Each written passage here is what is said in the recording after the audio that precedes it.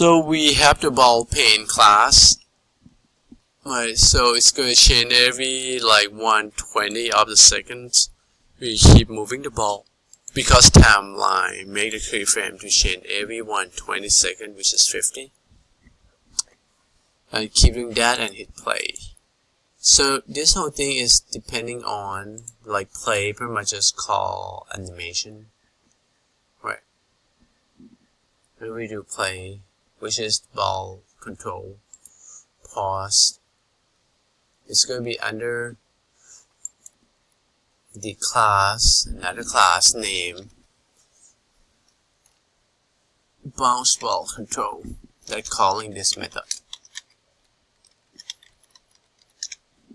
So let's look at bounce ball control first. So we see we start the Chapter15, we create a new ball pane. This becomes the pane we set on mouse press. So this is why we have pause and play, that creating in ball pane here to call animation, to play the ball, to pause it. Right, so it's depending on here. So now let's put side by side. You may see ball pane called play animation. So we can run animation, which is the timeline. Right, I mean this is pause, we can pause, and this is play when mouse released. Now set on key pressed. You can also use key listeners. We talked about that from the previous videos you can review. Now up, right, increase the speed, down, decrease the speed. So that's why we have increase the speed. So get the current rate at like about 10% more. 0.1, decrease the speed. That means if the rate is greater than 0, if it's less than 0, we don't want to increase the speed.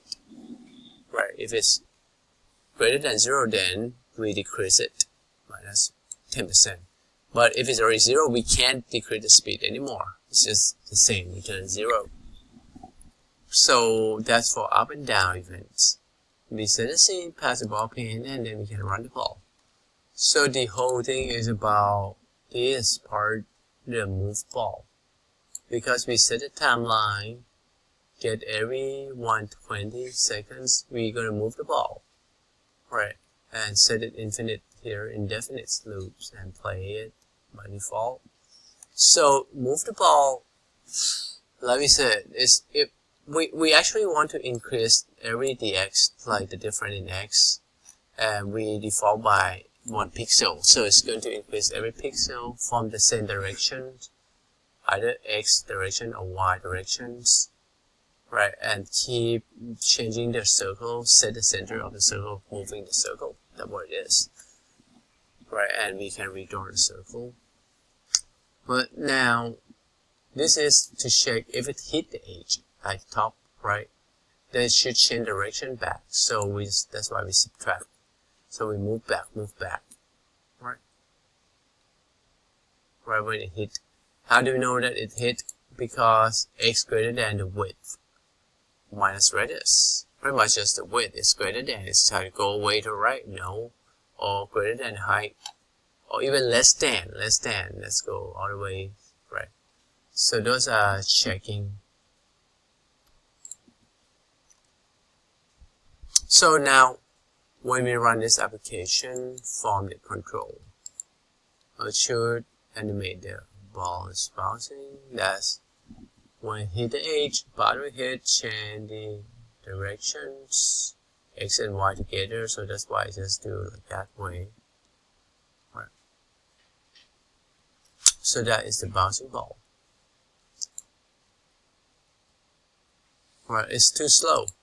So let's increase the speed by using the key event listeners. Up. Very fast now. Why? Because it increased the current rate by 1.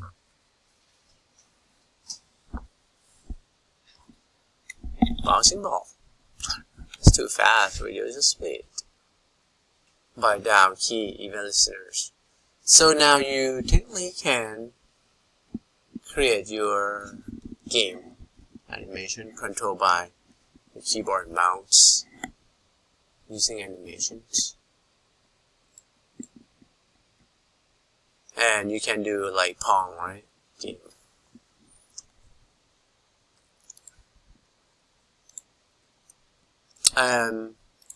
That should be it for chapter 15 animations and event handlers.